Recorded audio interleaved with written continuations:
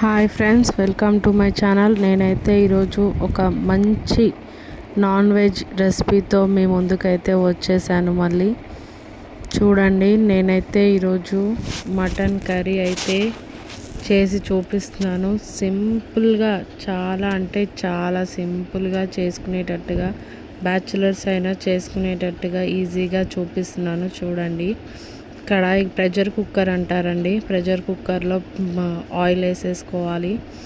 Oil వేసుకొని oil heat అవ్వగానే onion వేసుకోండి. ఆనియన్ మంచిగా గోల్డెన్ బ్రౌనిష్ కలర్లోకి రావాలి.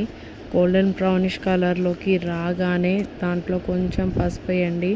పసుపు వేసిన తర్వాత అల్లం వెల్లుల్లి పేస్ట్ వేసేసి మంచిగా పచ్చివాసన పోయేంత వరకు కలపండి. అయిపోయిన తర్వాతకి మంచిగా వాష్ చేసి పెట్టుకున్న మటన్ని వేసేసుకోండి. కొంచెం కరివేపాకు వేసేసుకోండి. అండ్ కొంచెం అంత ఉప్పు కారం మటన్కి సరిపడే అంతగా లేదా మీరు తినే అంతగా వేసుకోండి.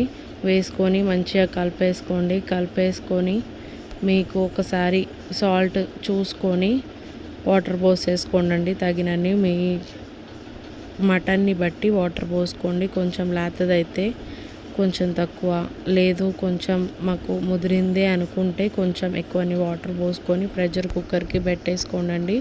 మూత పెట్టేసుకొని విజిల్ పెట్టుకోవాలి. మంచిగా 3 to 4 విజిల్స్ వచ్చేంత వరకు పెట్టేసుకొని మూత ఓపెన్ చేసి చూడండి.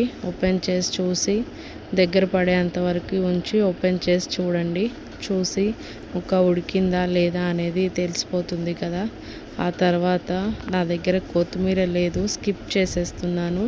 మీ దగ్గర ఉంటే వేసుకోండి. గరం మసాలా, కొత్తిమీర మీరు ఇష్టం అండి, అవి వేసుకోండి. నేనైతే అవి వేసుకోవట్లే, మాకు ఇష్టం ఉండదు, నేను వేసుకోవట్లేదు.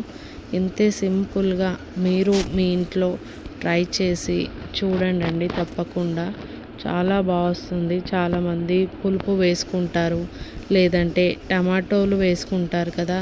ఒకసారి పులుపు కానీ టమాటోలు కానీ వేసుకోకుండా ఇలా ఒకసారి ట్రై చేసి నాకు కామెంట్ బాక్స్లో కామెంట్ చేయండి ఎలా ఉంది ఏంటి అనేది.